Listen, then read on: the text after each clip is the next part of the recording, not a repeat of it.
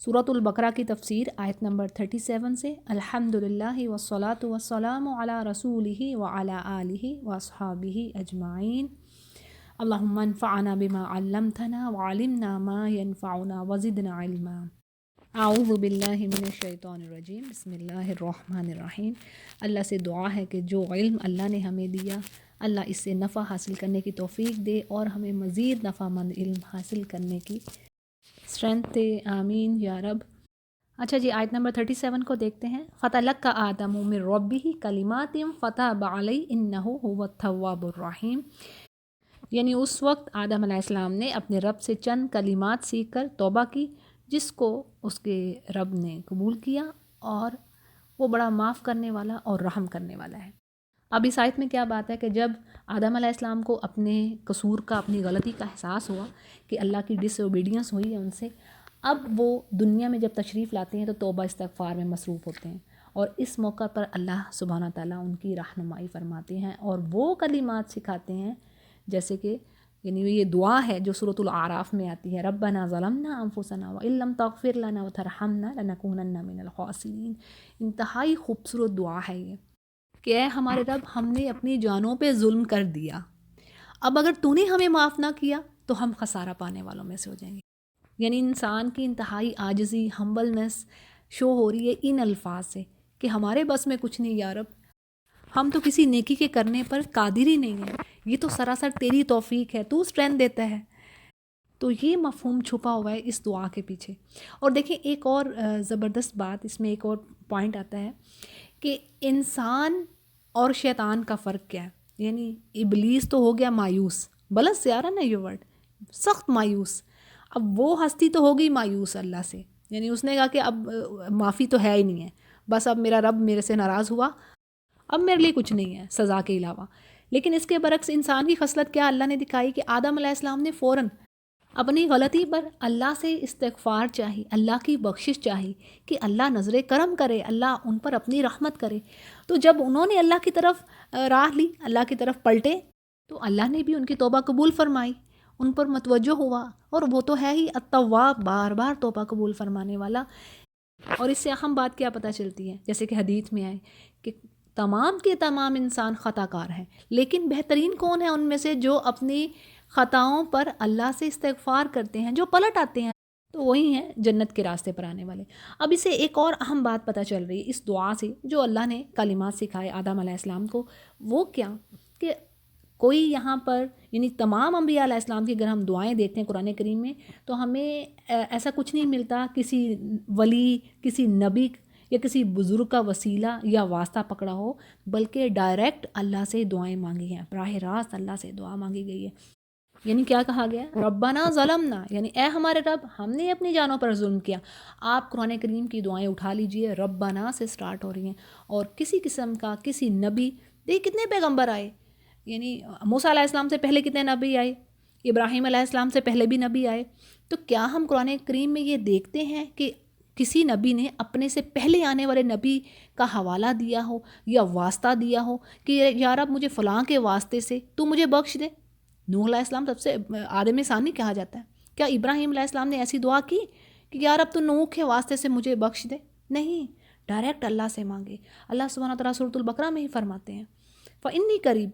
और एक शेख का कहना है कि देखें बाज़ अहकामात में, जैसे हम सूरतुल बकरा में बहुत सारे अहकामात पढ़ेंगे, अब वहाँ पर आता है कि ए नबी ये आपसे पूछते हैं, यानी अल्लाह फरमाते हैं कि ए नबी ये आपसे हैज़ के बारे में पूछते हैं, तो उसमें फिर वर्ड आ जाता है फ़कुल, यानी इनको कह दीजिए कुल कि ये ऐसा है ऐसा है। फिर कहीं पे कसास का आता है तो वहाँ पर भी कहा जाता है कि देखो इनसे ये कह दीजिए, बीच में एक वर्ड आ गया, एक फ़ासला आ गया। लेकिन जब अल्लाह फरमाते हैं कि जब मेरा बंदा मुझे पुकारे फ़इन्नी करीब, बस मैं बेशक मैं बहुत करीब हूँ उसके, उसमें कोई फ़ासला नहीं आया, कोई वर्ड बीच में नहीं आया। ये बड़ी लतीफ़ सी बात है, बारीक सी बात है, लेकिन ज़बरदस्त समझने की बात है। सुबहान अल्लाह, यानी अल्लाह ने अपने और अपने मोमिन बंदे के दरमियान कोई फ़ासला नहीं रखा, यानी वो तो उसकी शारक से भी ज़्यादा करीब है। खुद ही तो अल्लाह फरमा रहे हैं, सूरह काफ में बात आती है वनहनु अक़रबु इलैहि मिन हब्लिल वरीद, हम उसकी शारक से भी ज़्यादा करीब हैं। तो कैसे हो सकता है कि वो किसी का वास्ता, किसी बैरियर से उसको अल्लाह ताला کو کوئی میڈیا بیچ میں رکھ کے اللہ کو پکارے، تو ڈائریکٹ اللہ کو پکارنا ہے. یہ بات بھی ہمیں یہاں سے پتہ چل رہی ہے. پھر اس آیت میں ایک اور پوائنٹ بھی ہمیں کلیئر ہوتا ہے جو کہ قرآن واضح کر رہا ہے گناہ پر توبہ کے حوالے سے. ٹھیک ہے، یعنی دیکھیں آگے اللہ فرما رہے ہیں انہ هو التواب الرحیم، یعنی وہ توبہ قبول کرنے والا ہے اور رحم فرمانے والا ہے. تو قرآن جو یہ تھیوری ہے اس کو ڈینائی کرتا ہے، اس کی تردید کرتا ہے، اس کو ریفیوز کرتا ہے کہ گناہ کرنے کے جو نتائج ہیں، یعنی اس کے جو کنکلوژن ہے، جو اس کے اثرات ہیں، لازمی ہو کے رہیں گے. یعنی سمپل الفاظ میں آپ یوں سمجھیں کہ اگر کسی سے کوئی گناہ ہو گیا تو اب اس کا لازمی نتیجہ ہے کہ وہ ان گناہوں کو بھگتے گا. ٹھیک ہے، تو قرآن یہ جو نظریہ ہے اس کو ڈینائی کر رہا ہے، اس کی تردید کر رہا ہے کہ ایسا ہرگز نہیں ہے. یہ انسانوں کے اپنے سے بنائے ہوئے جو گمراہ کہہ لیں، جو ڈسٹرے کرنے والی باتیں ہیں، وسوسے ہیں، یا شیطان کی طرف سے وسوسے ہیں. کیونکہ شیطان کا کام کیا ہے؟ سب سے پہلے کام تو وہ یہی کرتا ہے نا کہ تیرا اللہ تجھ سے گیا، وہ تیرا رب تجھ سے دور ہو گیا، مایوس ہی ڈالتا ہے. وہ خود بھی مایوس اور وہ پھر انسانوں میں بھی مایوسی ڈالتا ہے کہ تو نے گناہ کیا، اب توبہ ممکن نہیں ہے، اب تیرا پلٹنا ممکن نہیں ہے. حالانکہ اللہ نہیں ایسے کہہ رہے. قرآن کریم میں ایک اور جگہ پر آتا ہے کہ اے میرے بندو جنہوں نے اپنی جانوں پر ظلم کیا، پلٹ آؤ میرے طرف، میں سب کے سب گناہ معاف کر دوں گا. جمیع کا ورڈ آتا ہے، سارے گناہ معاف کر دوں گا، ایک بار میری طرف پلٹو تو صحیح. تو بات یہ ہے کہ شیطان مایوسی ڈالتا ہے کسی گنہگار کے دل میں کہ اب تیرا کام ختم. اس کے برعکس جو قرآن ہے وہ پازیٹیو سوچ پر ابھارتا ہے کہ نہیں، تم آؤ، تم سے کوئی گناہ ہو گیا، تم سچے دل سے توبہ کرو، اللہ معاف فرمانے والا ہے. اور ہو سکتا ہے کہ ان گناہوں کا تم نتیجہ نہ دیکھو، اللہ اپنی رحمت سے معاف فرما دے، اپنے فضل سے. پھر اسی طرح بھلائی پر جو انعام ملتا ہے وہ اصل میں تو اللہ کا فضل ہی ہے. انسان نے کیا کیا ہوتا ہے، یعنی یہ سراسر جو نعمتیں ہیں اللہ کی، وہ اس کا فضل ہے. یعنی انسان ہرگز نہ سمجھے کہ یہ اس کے کیے کا پھل ہے. انسان تو اللہ کی قدر ہی نہیں کر سکتا، اور اللہ نے جو نعمتیں دے رکھی ہیں، اللہ نے کہا تم تو شمار ہی نہیں کر سکتے، تمہیں میں نے نعمتیں کیا کیا دے رکھی ہیں، تم سوچ ہی نہیں سکتے، تم انہیں گن ہی نہیں سکتے. تو جب ایسا ہے تو اس کا مطلب ہے کہ اللہ اگر کسی کو دے رہا ہے، دنیا کی بھلائیاں دے رہا ہے، اور اللہ تعالیٰ اگر دین کی طرف کسی کو لگاتا ہے تو یہ بھی اس کے لیے رحمت کا سب سے بڑی جو رحمت ہے وہ اس کی طرف آئی. تو یہ سراسر اس کا فضل ہے. یہ انسان کی اپنے کاوش کچھ نہیں ہے، انسان کسی قابل نہیں ہے، اور اس کو اپنے اعمال پر ذرا سا بھی فخر نہیں ہونا چاہیے. تو یہ ہے قرآن کا نظریہ کہ گناہ پر ضروری نہیں ہے کہ پکڑ آئے گی ہی آئے گی. ہو سکتا ہے اللہ اپنی رحمت سے معاف فرما دے، کسی کو کیا پتہ، یہ تو اللہ کا معاملہ ہے مومن بندے کے ساتھ. پھر اسی طرح بھلائی پر انعام ضروری نہیں ہے آپ کو دنیا میں فوراً مل جائے. اکثر صحابہ کرام آپ نے دیکھے کہ ان کو دنیاوی خوشحالیاں نہیں تھیں ان کے پاس، دنیا کی نعمتیں یعنی پیسہ، مال و دولت، یہ سب کچھ نہیں تھا ان کے پاس. تو کیا وہ ناکام ہوئے؟ نہیں، وہ سکسیسفل رہے. جیسے ابو ذر غفاری کا آتا ہے رضی اللہ عنہ کہ ان کے پاس اپنا گھر تک نہ تھا، تو کیا وہ ناکام رہے؟ ہرگز نہیں. آپ صلی اللہ علیہ وسلم کے تمام صحابہ جنتیوں میں سے ہیں. تو یہ ہے کانسیپٹ قرآن کا، پازیٹیو تھنکنگ. آلویز جو ہے انسان کو پازیٹیو تھنکنگ رکھنی ہے، مایوسی اپنے قریب نہیں آنے دینی. یعنی اگر کوئی پریشانی آئی تو پیچھے، جو سمپل الفاظ میں آپ کے لیے بات رکھ رہی ہوں، کہ اس کے پیچھے خیر ہے. اور اللہ نے فرما دیا کئی جگہوں پر، دیکھو بعض اوقات تمہیں کوئی چیز بہت اچھی لگ رہی ہوتی ہے لیکن تمہیں پتہ نہیں ہوتا اس کے پیچھے شر ہوتا ہے، ایول ہوتی ہے تمہارے لیے. اور بعض اوقات کوئی چیز تمہیں ناپسند ہوتی ہے، تمہیں اچھی نہیں لگ رہی ہوتی، کوئی ٹربل ہوتی ہے سم ٹائم، لیکن اس کے پیچھے اللہ نے بلیسنگ رکھی ہوتی ہے، خیر ہوتی ہے. تو الحمدللہ یہ آپ کے ایکسپیرینس کی بات ہے، یہ ایسا ہے، یہ سچ ہے. سبحان اللہ، جو اللہ نے بات کہہ دی وہ آخر بات ہے. اچھا جی، اگلی آیت کو دیکھتے ہیں. قُلْ نَهْبِطُ مِنْهَا جَمِيعًا، ہم نے کہا اترو نیچے سب کے سب. فَإِمَّا يَأْتِيَنَّكُم مِّنِّي هُدًى، پھر جو میری طرف سے کوئی ہدایت تمہارے پاس آتی ہے، فَمَن تَبِعَ هُدَايَ فَلَا خَوْفٌ عَلَيْهِمْ وَلَا هُمْ يَحْزَنُونَ، تو جنہوں نے اس ہدایت کی، اس گائیڈنس کی پیروی کی، اس کو فالو کیا، ان کے لیے کوئی خوف اور رنج نہ ہوگا. اب دیکھیں یہ آیت بھی بڑی معنی خیز ہے، بڑی میننگ فل ہے. اس میں دوبارہ یعنی ایک اللہ پھر سے کہہ رہے ہیں کہ اوپر اللہ نے بتایا کہ آدم نے توبہ کی اور اللہ نے توبہ قبول کر لی، ٹھیک ہے، اللہ نے ایکسیپٹ کر لیا ان کی توبہ کو. تو اب اس کا مطلب یہ ہوا کہ آدم علیہ السلام اپنی نافرمانی پر عذاب کے مستحق نہ رہے، یعنی وہ ان کو اللہ نے پنش کے طور پر دنیا میں نہیں بھیجا، ٹھیک ہے نا. اب بات آ رہی ہے، اللہ کہہ رہے تم سب کے سب نیچے اتر جاؤ، یعنی انسان بھی اور شیطان بھی. تو اس کا مطلب یہ نہیں ہے کہ اب آدم علیہ السلام کو سزا کے طور پر نیچے بھیجا گیا. دیکھیں پیچھے تو ہم نے پڑھا کہ پچھلے پیج پر کیا بات آ رہی تھی کہ اللہ سبحانہ تعالیٰ فرشتوں سے کیا فرما رہے تھے کہ دیکھو میں ایک خلیفہ بنانے لگا زمین کے لیے، یعنی یہ تو اللہ کا آلریڈی پلان تھا، ٹھیک ہے نا. یہ تو ہمیں قرآن بتا رہے ہیں، بڑی سمپل سی بات ہے. وَإِذْ قَالَ رَبُّكَ لِلْمَلَائِكَةِ إِنِّي جَاعِلٌ فِي الْأَرْضِ خلیفہ، تو مطلب میں تو زمین پر خلیفہ بنانے لگا ہوں. تو زمین کی بات آ گئی، یعنی تو وہ تو آلریڈی پلان تھا اللہ کا، انہوں نے جانا ہی زمین پر ہے. اور جنت جو تھی ان کا اصلی ٹھکانہ نہ تھا، یعنی وہ اصلی جگہ نہ تھی رہنے کی، اور وہاں سے نکلنے کا حکم جو ہے وہ سزا کی حیثیت نہ رکھتا تھا. اصل میں اللہ نے امتحان کی غرض سے، ٹیسٹ کی غرض سے اللہ نے آدم علیہ السلام اور حوا علیہ السلام کو جنت میں رکھا. اور دیکھیں نہ صرف اللہ سبحانہ تعالیٰ نے آدم علیہ السلام کی توبہ قبول فرمائی، بلکہ ان کو آنر بھی تو دیا. کیا؟ ان کو نبوت بھی تو دی. تو نبوت اللہ کا سب سے بڑا فضل، اللہ کا احسان ان پر، تاکہ وہ اپنی نسل کو سیدھا راستہ بتا سکیں. تو بات یہ ہے کہ جنت سے نکلنے کا حکم پھر دہرایا گیا. تو مقصد یہ ہے کہ آدم علیہ السلام کو جنت کے لیے تو اللہ نے بنایا ہی نہ تھا، اصل میں تو زمین پہ ہی آنا تھا، اور زمین ان کے لیے دارالعذاب نہ تھی، بلکہ یہاں پر ان زمین کی خلافت کے لیے انہیں بھیجا گیا تھا. اور پھر جو آگے یہ بات آ رہی ہے کہ جب میری ہدایت آپ کی طرف آتی ہے، یعنی انسانوں کی طرف آتی ہے، تو جو اس کو فالو کر رہا ہے اس پر نہ کوئی خوف ہوگا نہ کوئی غم. دیکھیں اللہ سبحانہ تعالیٰ کا یہ طریقہ کار ہے، یہ سنت ہے. ہمیں جگہ جگہ قرآن کریم میں بات ملتی ہے وَمَا كُنَّا مُعَذِّبِينَ حَتَّى نَبْعَثَ رَسُولًا، یعنی ہم کسی کو عذاب دینے والے نہیں ہیں جب تک کہ ہم رسول نہ بھیجتے، ہم کوئی حجت نہ قائم کر دیں، کیونکہ اللہ نے پرومس کر لیا تھا شروع ہی سے. اب دیکھیں بہت ساری قوموں کا ہم ذکر پڑھتے ہیں کہ اللہ فرماتے ہیں کہ میں نے تب تک انہیں نہیں پکڑا جب تک ان کے پاس کوئی نذیر، ڈرانے والا، بشیر، بشارت دینے والا، یعنی میرا میسنجر نہ آیا ہو. جب انہوں نے میرے میسنجر کو، میرے رسول کو جھٹلایا اور اللہ کو اندازہ ہوگا کہ بس اب یہ نہیں مان لانے کے، تو وہ اللہ نے ان کو پکڑا.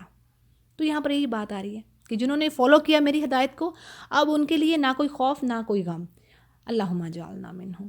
اور یہ اتنے خوبصورت الفاظ ہیں، فلا خوف علیہم ولا ہم یحزنون. دیکھیے اللہ یہ پرومس کر رہے ہیں، اور اللہ اپنے وعدے سے سب سے بڑھ کر ہے. اب یہاں پر تفسیر میں بات آتی ہے کہ خوف اور جو حزن ہے، خوف یہ کا تعلق جو ہوتا ہے آخرت سے ہے، اور حزن کا تعلق دنیا سے ہے. اب دیکھیں خوف کیا چیز ہے، فیئر کیا چیز ہے. ایک ہوتا ہے نا سیڈنس، جو حزن کہہ لیں، اور جو خوف ہے وہ فیئر میں آ گیا. کب ہم فیئر محسوس کرتے ہیں؟ ہمیں کسی چیز کا خوف ہوتا ہے کہ کوئی چیز ہمیں ضرر نہ پہنچائے، ہمارے لیے ہارمفل نہ ہو، ہم اس سے کسی پریشانی میں، کسی تکلیف میں مبتلا نہ ہوں. تو یہ ہوتا ہے، تب ہم خوف محسوس کرتے ہیں، یہ فیلنگ اس وقت آتی ہے، ٹھیک ہے نا. اب دیکھیں آخرت میں کیا ہے کہ آخرت کا دن، جیسے اللہ سبحانہ وتعالیٰ نے قرآن کریم میں کئی جگہوں پر کہہ دیا ہے کہ وہ ایسا سخت دن ہوگا کہ بچوں کو بوڑھا کر دے گا. اور جیسے بات آتی ہے کہ اس دن حاملہ عورت کیا حمل گر جائے گا، اور ہر انسان اس طرح ہوگا کہ جیسے وہ بے ہوشی کی حالت میں ہو. اتنا سخت دن ہوگا، خوف طاری ہوگا اس دن. کس چیز کا خوف؟ ظاہر ہے عذاب کا، کہ پتہ نہیں کیا معاملہ بنتا ہے اللہ کے سامنے. اور جیسے قرآن کریم میں ہی بات آتی ہے کہ فرشتے کہتے ہیں کہ یا رب ان ایمان والوں کو تو اس دن ان کی برائیوں سے بچا لے، وقہم السیئات ومن تق السیئات یومئذ فقد رحمتہ. یعنی جو اس دن اپنی برائیوں سے بچ گیا اور اللہ نے اسے بخش دیا، تو بس اللہ کی رحمت اس پر ہوگی. وذالک هو الفوز العظیم. اور یہ بہت بڑی کامیابی ہے. وہی تو دن ہے یوم تغابن، ہار اور جیت کا دن ہے. اور جس دن کافر کہے گا کہ اے کاش میں مٹی ہوتا، یعنی میری زندگی رہے نا، لیکن اس دن موت نہیں آئے گی پھر. تو یہ ہے خوف اپنی جان جانے کا، موت کے نہ آنے کا، عذاب کے بھگتنے کا، یہ ہے خوف. تو اللہ تعالیٰ اس دن جس کو بھی اللہ نے اس خوف سے نجات دے دی، وہ کامیاب ہو گیا، سکسیسفل ہو گیا. اور اسی طرح غم کیا ہوتا ہے؟ یعنی غم ہم کب کرتے ہیں؟ غم کسی چیز کے چھٹنے پر نا، صحیح، یعنی کوئی پیاری چیز ہم سے چھٹتی ہے، کوئی چیز ہمیں پسند ہے، محبوب ہے، اب وہ ہم سے چھن گئی، تو ہم تب ہماری فیلنگ، تب ہم خوف تو نہیں محسوس کرتے نا، تب کیا ہے؟ تب ہمیں غم ہوتا ہے، ہم سیڈ ہوتے ہیں کہ وہ ہماری پیاری چیز ہم سے چھن گئی. تو بات یہ ہے کہ اللہ فرما رہے ہیں کہ نہ تو ان کو خوف ہوگا اور نہ ہی دنیا کے چھٹنے کا، یعنی دنیا کے چھٹنے کا بھی کوئی غم، کوئی افسوس نہ ہوگا، یعنی جو کچھ بھی دنیا میں رہ گیا ان سے، اس جو چھوڑ آئے وہ کوئی غم نہ ہوگا۔ جیسے اللہ سبحانہ وتعالیٰ قرآن کریم میں ہی فرماتے ہیں، جس نے میری ہدایت کی پیروی کی بس وہ دنیا میں نہ تو گمراہ ہوگا اور نہ ہی آخرت میں بدبخت ہوگا۔ تو یہ بہت ہی خوبصورت الفاظ ہیں کہ اللہ، اور بہت ہی پیارا پرومس ہے اللہ کا، یا رب تو ہمیں ان میں سے کرنا جن پر نہ کوئی خوف ہو نہ کوئی غم ہو، اور اللہ اپنے سائے کے نیچے ہمیں جگہ دے۔ یہ ہے ہمارے لیے بات مطلوب اس آیت میں کہ اللہ توبہ قبول فرمانے والا ہے، پازیٹیو تھنکنگ رکھنی ہے، مایوسی نہیں قریب آنے دینی۔ کوئی پریشانی مشکلات آ گئیں تو وہ بھی مومن کے لیے تو ہر کام ون ون ہے، وہ پریشانیاں بھی اس کے گناہوں کا کفارہ ہو جائیں گے، اس کے درجات کو بلند کریں گے۔ اور پھر اگلی آیت میں بات ہے وَالَّذِينَ كَفَرُوا وَكَذَّبُوا بِآيَاتِنَا أُولَٰئِكَ أَصْحَابُ النَّارِ هُمْ فِيهَا خَالِدُونَ، اور وہ لوگ جنہوں نے کفر کیا اور جھٹلایا ہماری آیات کو، بے شک وہ آگ کے ساتھی ہوں گے اور ہمیشہ اس میں رہیں گے۔ آیات کیا ہے؟ جمع ہے ایک آیت کی۔ آیت کی اصل معنی نشانی یا علامت کے ہوتے ہیں، جو کسی چیز کی طرف ہمیں گائیڈنس کرتی ہے، رہنمائی کرتی ہے، کسی چیز کے بارے میں بتاتی ہے۔ اور قرآن میں یہ لفظ مختلف معنوں میں آیا ہے۔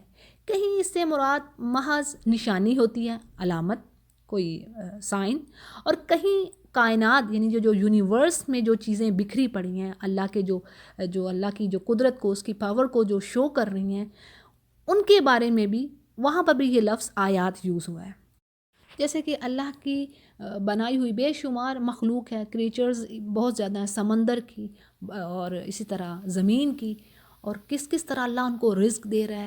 اللہ کو خوب معلوم ہے کیسے انہوں نے رہنا ہے، ان کے ہیبیٹیٹس کیا ہیں، اور انہوں نے کیسے سروائیو کرنا ہے، انہوں نے اپنے آپ کو کیسے بچانا ہے۔ سبحان اللہ، یہ سب اللہ کی نشانیاں ہیں۔ اسی طرح کہیں معجزات کو بھی آیات کہا گیا ہے، جیسے جو انبیاء علیہ السلام لے کر آتے ہیں، یعنی قرآن کریم میں یہ بھی ورڈ ہے کہ انبیاء کے ساتھ اللہ نے آیات دی، یعنی اپنے معجزات دیے، جو کہ اللہ کے رسولوں کو سچ بتاتے، ان کی تصدیق کرتے کہ یہ واقعی اللہ کے رسول ہیں، اور کوئی انسان اس میں شک شبہ میں نہ رہے۔ ٹھیک ہو گیا؟ تو وہاں پر بھی آیات کا ورڈ استعمال ہوتا ہے۔ پھر اسی طرح کہیں پر اللہ کی کتاب کے جو فقرات ہیں، جو کلمات ہیں، ان کو بھی آیات کہا گیا ہے، کیونکہ جو اللہ کے جو کلمات ہیں وہ بھی حق اور سچائی کی طرف رہنمائی کر رہے ہیں۔ تو یہ آیات یعنی آیا کا جو مختلف معنوں میں، ڈفرینٹ میننگز میں قرآن کریم میں جگہ جگہ یوز ہوئے ہیں، وہ میں نے آپ کو تھوڑا سا ان کی ڈیٹیل آپ کے آگے رکھ دی ہے۔ اچھا جی، اگلی آیت سے نیکسٹ رکوع سٹارٹ ہو رہا ہے، اور یہاں سے اب جو ایڈریس ہے یعنی جو بات ہے وہ بھی چینج ہو گئی۔ ٹھیک ہے، پیچھے اللہ سبحانہ تعالیٰ نے آدم علیہ السلام کی ڈیٹیل دے دی، ان کے توبہ کے بارے میں، جنت سے نکلنے اور زمین پر آنے، ان کی خلافت کے بارے میں، یہ ساری ڈیٹیل ہم نے پڑھ لی۔ اب یہاں سے آگے بات آ رہی ہے یا بنی اسرائیل اذکروا، یعنی یہاں پر اہل کتاب کے بارے میں اب آگے تذکرہ ہے۔ اور اصل میں سورۃ البقرہ، جیسے کہ پہلے بھی بات کی کہ یہ سورۃ البقرہ بہت زیادہ یعنی کثیر آپ کہیں گے، اس میں آپ کہہ لیں کہ اس میں جو ذکر ہے ہمیں یہود کے بارے میں ملتا ہے۔ ٹھیک ہے، اہل کتاب یہود کے بارے میں، اور اسی طرح سورہ آل عمران جو ہے اس میں آپ کو نصارہ کے بارے میں کثرت سے ذکر ملے گا، یوں کہہ لیں جیسے ان کے بارے میں ان کی ڈیٹیل آپ کو ملے گی، اور یہاں پر اس سورۃ البقرہ میں آپ کو یہود کی ڈیٹیل ملے گی کہ کیا کیا انہوں نے کام کیے، کیسے کیسے اللہ نے ان پر انعامات کیے، اپنے احسانات کیے، اور انہوں نے کس طرح پھر ان احسانات کے ریٹرن میں کیا کیا، کیسے ان کو پنشمنٹ ہوئی، کیا چیزیں۔ ٹھیک ہے جی، تو اب یہاں سے آگے ڈیٹیل چلتی ہے۔ تو ان آیات کو پڑھنے سے پہلے تھوڑی سی بیک گراؤنڈ کو ہم دیکھ لیتے ہیں۔ جیسے کہ اسرائیل کے معنی ہے عبد اللہ، اسرا بندہ، ایل اللہ کا نام ہے یہ، ٹھیک ہے، عبرانی زبان کا یہ لفظ ہے۔ تو یہاں پر عبد اللہ یعنی یہ یعقوب علیہ السلام کا لقب تھا جو ان کو اللہ کی طرف سے عطا ہوا تھا۔ اور یعقوب علیہ السلام کون تھے؟ اسحاق علیہ السلام کے بیٹے تھے اور ابراہیم علیہ السلام کے پوتے تھے۔ اب انہی کی نسل کو بنی اسرائیل کہا جاتا ہے۔ اور یعقوب علیہ السلام کے 12 بیٹے تھے، جن سے ان کے 12 قبیلے بنے، اور ان میں کثرت کے ساتھ انبیاء اور رسول یعنی رسول آئے، اور اسی بنو اسرائیل ہی سے یہود ہوئے، جن کو عرب میں یعنی جو ہسٹری میں ان کو ان کی علم و مذہب کی وجہ سے ایک خاص مقام حاصل تھا عربوں میں، اور عرب ان سے بڑے متاثر تھے، یعنی آپ صلی اللہ علیہ وسلم کی نبوت سے پہلے عرب ان سے بہت متاثر تھے۔ وائی کہ یہ اس وقت کے پڑھے لکھے لوگ تھے، اللہ کی دی ہوئی کتابیں تھیں ان کے پاس، یعنی اللہ کا کلام موجود تھا ان کے پاس، ان کے مکاتب تھے، علماء تھے، بڑے بڑے اسکالرز تھے۔ لیکن ہوا کیا کہ ان کے اسکالرز نے اللہ کی کتاب میں تبدیلیاں کر رکھی تھیں، دو طرح سے، تحریری اور معنوی، یعنی لکھاوٹ میں بھی، لکھائی میں بھی تبدیلی کر دی، اور اس کی جو تفسیر ہوتی ہے اس میں بھی تبدیلی کر دی۔ اور وہ قوم جس پر اللہ نے بے شمار احسانات کیے، فرعون سے بچایا، پھر صاحبان کا سایہ کیا ان پر، من و سلوہ جیسا رزق ان کے لیے اتارا، پھر ان کے لیے پانی کا انتظام کیا، یعنی جگہ جگہ اللہ نے ان پر احسانات کیے۔ اور اس کے برعکس ان کا کیا رویہ ہوا کہ وقت گزرنے کے ساتھ ساتھ یہودیوں میں بے شمار بد اخلاقیاں، کمزوریاں، اور جو ان کے بلیف تھے، جو ان کے عقائد تھے، ان میں تزلزل آ گیا، پستی میں وہ پستی کی طرف، شدید پستی کی طرف چلتے گئے۔ تو اب اس آیت میں اللہ کیا فرما رہے ہیں کہ اے بنی اسرائیل، ذرا یاد کرو میری ان نعمتوں کو جو میں نے تمہیں دی تھیں، اور میرے ساتھ جو تمہارا عہد تھا تم اس کو پورا کرو، تو میں جو تمہارے ساتھ میں نے عہد کیا میں اس کو پورا کروں گا، اور تم مجھے ہی سے ڈرو۔ اور آیت کی وضاحت میں بات یہ ہے کہ اللہ سبحانہ تعالیٰ اپنے احسانات جتلا کر، اپنی نعمتوں کا احساس دلا کر یہ کہہ رہے ہیں یہود سے کہ جو میرا عہد ہے وہ پورا کرو۔ اب اللہ کا عہد کون سا تھا؟ یہ عہد آپ صلی اللہ علیہ وسلم یعنی آخری نبی کی نبوت پر ایمان لانے کے بارے میں ہے، یعنی آپ صلی اللہ علیہ وسلم کا حلیہ مبارک، آپ کی آنے کی خوشخبری ان کی کتابوں میں درج ہے۔ سورہ صف میں ہم پڑھتے ہیں نا، عیسیٰ علیہ السلام کی زبان سے بات آتی ہے کہ میرے بعد ایک نبی آئے گا اور اس کا نام احمد ہوگا۔ پھر اسی طرح آپ صلی اللہ علیہ وسلم کا حلیہ مبارک ان کی کتابوں میں درج ہے، لیکن انہوں نے تبدیل کر دیا اور نہ مانا، آپ صلی اللہ علیہ وسلم کا انکار کیا، آپ کی نبوت کا انکار کیا۔ اور اسی طرح دوسرے پارے میں اللہ سبحانہ تعالیٰ فرما رہے ہیں سیقول میں کہ اے نبی، یہ آپ کو اس طرح جانتے ہیں جیسے اپنے بیٹوں کو جانتے ہیں، یعنی ایسی زبردست مثال دی کہ اس کے بعد کوئی بات ہی نہیں رہ جاتی، بھلا کوئی اپنے بیٹے کو بھی پہچاننے سے انکاری ہو سکتا ہے؟ تو اللہ نے کہا یہ آپ کو ایسے جانتے ہیں، لیکن کیا ہے، یہ تعصب، جلن، حسد کی وجہ سے آپ کو نہیں ایکسیپٹ کر رہے، یا آپ کی نبوت سے انکاری ہے۔ پھر اسی طرح ایک اور عہد کی بات آگے بھی آئے گی جو اللہ نے ان سے لیا کہ دیکھو تم اللہ کے سوا کسی کی عبادت نہیں کرو گے، اللہ کے ساتھ شریک نہیں ٹھہراؤ گے، والدین کے ساتھ احسان کرو گے، رشتہ داروں کے ساتھ اچھا سلوک کرو گے، اور اچھی بات کہو گے، یعنی جو اللہ تمہیں کرنے کو کہہ رہا ہے، جو احکامات ہیں، جو حلال چیزیں ہیں، واجب ہیں، ان کو کرو، اور جن سے اللہ نے بچنے سے کہا ہے ان سے بچو۔ تو یہ تھا اللہ کا وعدہ۔ اب اگر تم اللہ کا وعدہ پورا کرتے ہو تو آگے بات آتی ہے اوفی بھی عہدکم، تو میں تمہارا وعدہ پورا کروں گا۔ اور اللہ کا وعدہ کیا تھا ان کے ساتھ کہ اگر تم یہ کام سارے کرے جو میں نے تمہیں کہے ہیں تو اس کے بدلے میں تمہاری خطائیں معاف کروں گا، تمہیں جنتوں میں داخل کروں گا، اور وہ چیزیں جو بطور سزا تم پر لاد دی گئی ہیں وہ دور کروں گا، اور تمہیں دوبارہ عروج، تمہیں دوبارہ سے بلندی عطا کروں گا۔ تو بات یہ ہے کہ تم مجھ ہی سے ڈرو۔ اچھا جی، اب ہمارے لیے اس آیت میں کیا بات سمجھنے کو ہے؟ یعنی یوں تو خطاب، ایڈریس تو یہود کو کیا جا رہا ہے، کہا تو ان کے بارے میں بات کہا جا رہا ہے نا، لیکن اب اس کے مقصد کیا ہیں؟ کئی چیزیں ہیں اس میں، کئی پوائنٹس ہیں۔ ایک تو یہ چیز کہ یہ بتایا جا رہا ہے کہ دیکھو یہ قرآن اور یہ نبی وہی پیغام، وہی کام لے کر آیا جو اس سے پہلے بھی انبیاء لے کر آئے ہیں لوگوں کے پاس۔ جو چیز ہمیں دی گئی ہے اس سے پہلے بھی انبیاء نے، بہت سے انبیاء پر کتابیں اللہ نے اتاری، تو یہ وہی بات ہے، یہ وہی میسج ہے جو پہلے انبیاء نے اپنی قوموں کو دیا۔ پھر اسی طرح اس میں ہمارے لیے کیا میسج ہے کہ دیکھو تم سے پہلے ایک ایسی ہی قوم، خاص ایک قوم کی مثال لے کر اللہ بتا رہا ہے کہ جو قوم ہدایت سے منہ موڑتی ہے اس کا انجام کیا ہوتا ہے، یعنی اللہ نے ان پر نعمتیں کی، رحمتیں، فضل کیا، اور اس کے برعکس ان کا کیا رویہ رہا۔ کہاں کہاں پہ انہوں نے، کہیں بچڑے کو وہ رب بنا رہے ہیں، کہیں پہ جو یوم السبت کے بارے میں آتا ہے کہ ہفتے والے دن جو روکا گیا ان کو کاموں سے، وہاں پر وہ ہیلے بازیاں کر رہے ہیں، اللہ کو ڈوج دے رہے ہیں۔ تو یہ ہمارے لیے ایک میسج ہے کہ دیکھو تم ان قوموں کی طرح نہ ہونا، ان کے جیسے نہ ہونا جو کام انہوں نے کیے، اور سبحان اللہ کئی جگہوں پر اللہ نے بڑا واضح کہہ دیا ہے، جیسے اللہ تعالیٰ سورہ احزاب میں فرماتے ہیں یا ایھا الذین آمنوا لا تکونوا کالذین آذوا موسیٰ فبرأہ اللہ مما قالوا، یعنی اے ایمان والو دیکھو تم ان کے جیسے نہ ہونا جنہوں نے موسیٰ علیہ السلام کو تنگ کیا، اذیت دی، اور اللہ ان سے بری ہے ان کے کاموں سے. اور وہ یہ اللہ کے لیے بڑی آسان چیز ہے کہ اللہ کا ذمہ اٹھ جائے کسی چیز سے. یعنی اللہ یہ ہمیں ایمان والوں کو سمجھا رہا ہے کہ دیکھو تم ایسے کام نہ کرنا، تم نہ ایسے ہونا. یعنی اس قوم نے اپنے نبی کو تنگ کیا. پھر اسی طرح امت مسلمہ کو یہ سبق دینا بھی ایک اللہ کا یہ بھی آبجیکٹیو ہے کہ تم اپنے آپ کو چوزن پیپل نہ سمجھنا، جیسے کہ اس قوم نے کیا کہ تم اللہ کے بڑے منتخب اور بڑے پسندیدہ بندوں میں سے ہو. اللہ کے نزدیک تو وہی اللہ کا محبوب ہوگا جو اللہ کے احکامات پر عمل کرنے والا ہے. ان اکرمکم عند اللہ اتقاکم. یعنی بے شمار اللہ نے مخلوق پیدا کی، کوئی گورا ہے، کوئی کالا ہے، کوئی سفید رنگ کا ہے، کوئی سرخ رنگ کا، لیکن اللہ کے نزدیک سب سے زیادہ آنر والا کون سا شخص ہے؟ جو سب سے زیادہ پرہیزگار ہے، تقویٰ والا ہے، اللہ کا خوف رکھنے والا ہے. اللہ کو اس سے غرض نہیں ہے کوئی امیر ہے، کوئی غریب ہے، کوئی پیسے والا ہے، کیا ہے. اور پھر اس میں یہ بھی بات پتہ چلتی ہے کہ اللہ فرما رہے ہیں کہ دیکھ لو اگرچہ کسی قوم پر کتنے احسانات ہوئے، جیسے کہ امت محمدیہ پر بھی اللہ سبحانہ وتعالیٰ نے بے شمار احسانات کیے، لیکن اگر اس کے باوجود بھی کوئی قوم منہ موڑتی ہے، اللہ کے احکامات سے پیچھے پلٹتی ہے، تو اس کا انجام وہی ہوگا جو پچھلی قوموں کا ہوا. یعنی اللہ نے اس قوم پر لعنت کر دی ہے. سورۃ الفاتحہ میں آتا ہے نا، ایک تو ہے ضالین اور ایک ہے مغضوب. اور یہ اس میں جو علماء اس پر ایگری کرتے ہیں کہ مغضوب سے مراد یہود ہیں.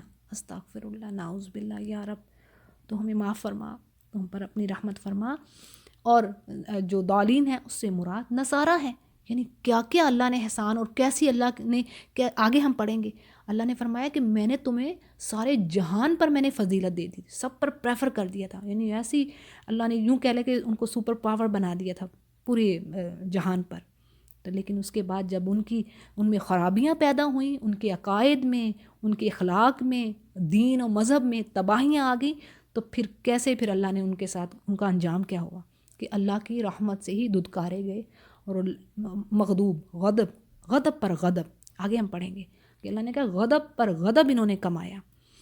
اور یا رب تو ہمیں سیدھے راستے پر، اس کے بارے میں حدیث ہے جو ہمیں یاد رکھنی چاہیے کہ آپ صلی اللہ علیہ وسلم نے فرمایا کہ تم بھی آخر کار، یعنی جو آپ صلی اللہ علیہ وسلم کی امت ہے وہ بھی وہی کام پچھلی امتوں کی روش، ان کے طریقہ کار پر چلے گی، یہاں تک کہ اگر وہ کسی گو کے بل میں گھسیں گے تو تم بھی اس میں گھسو گے.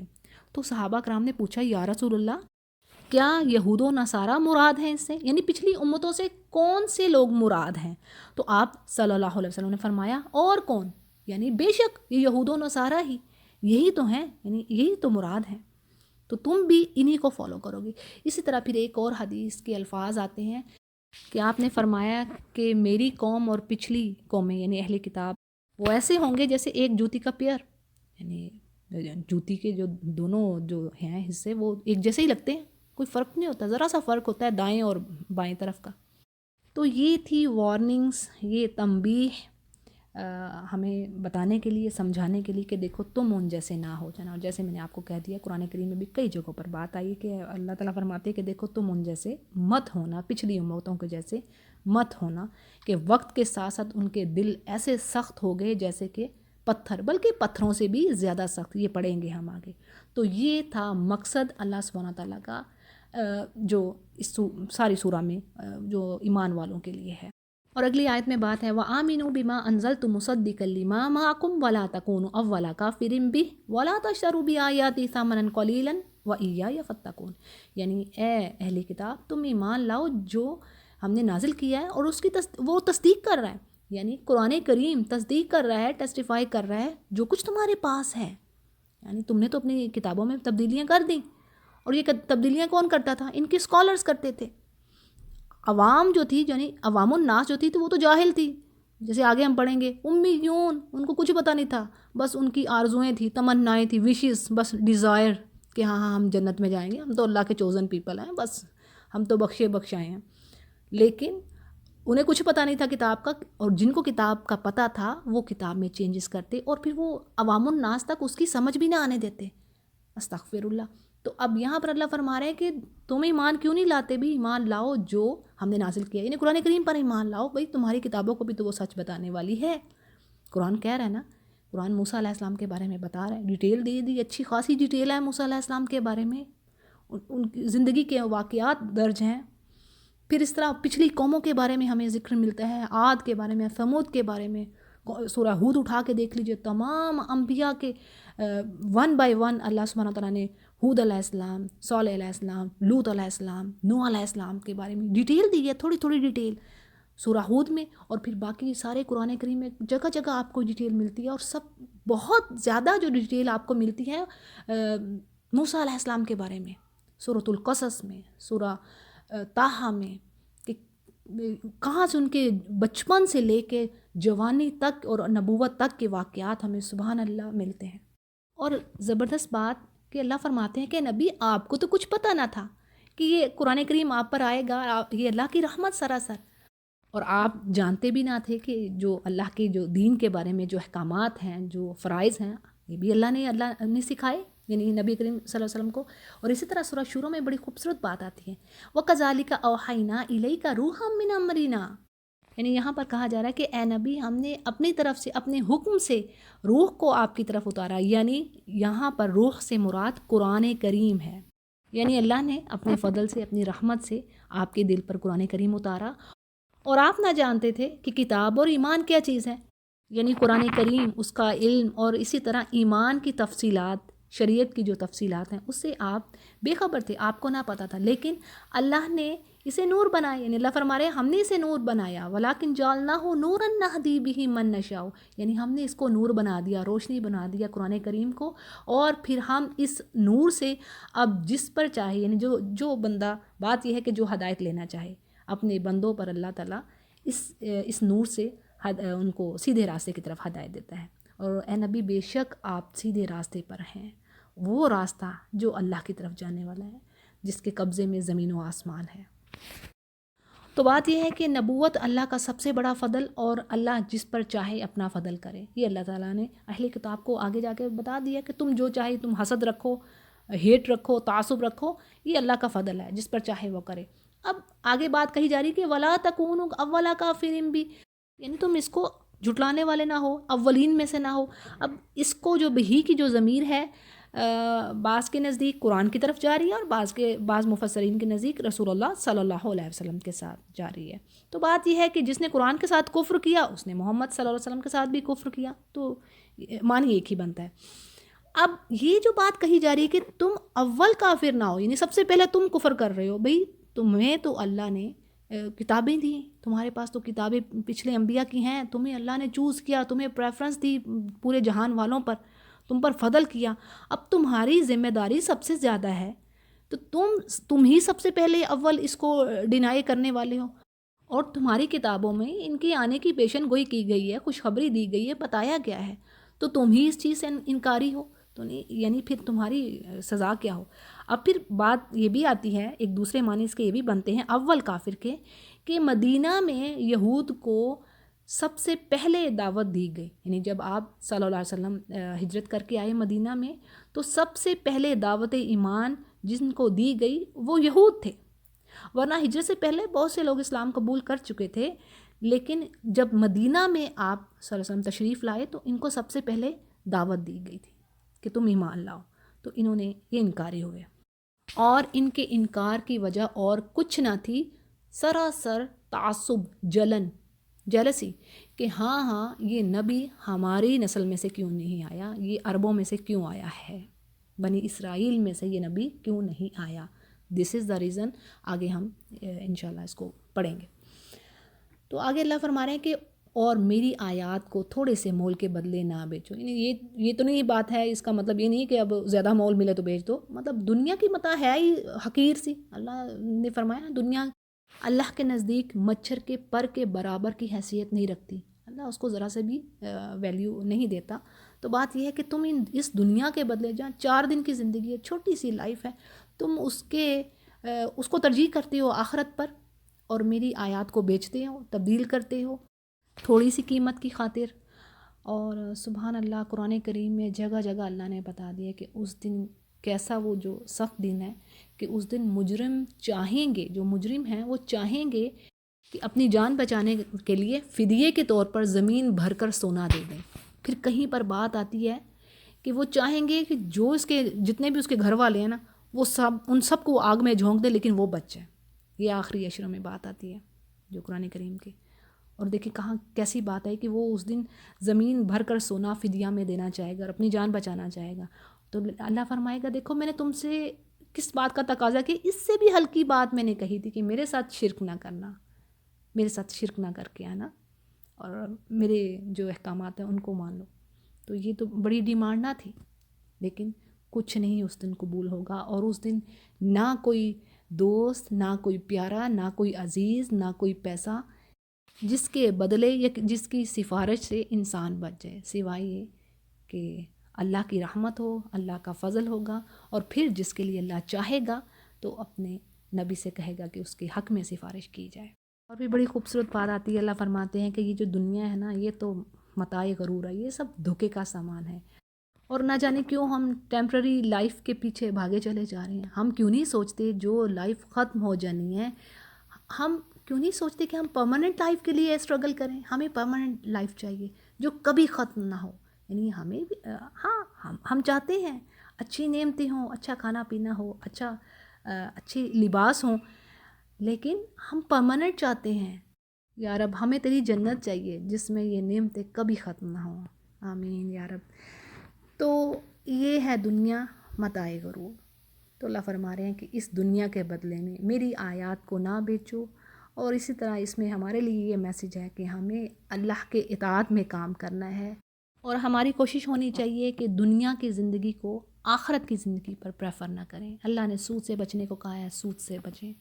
جن چیزوں کو اللہ حرام ٹھہرا رہا ہے ان سے بچنا ہے اور اللہ کی خوشنودی کے لیے، اللہ کی رضا کے لیے کام کرنا ہے.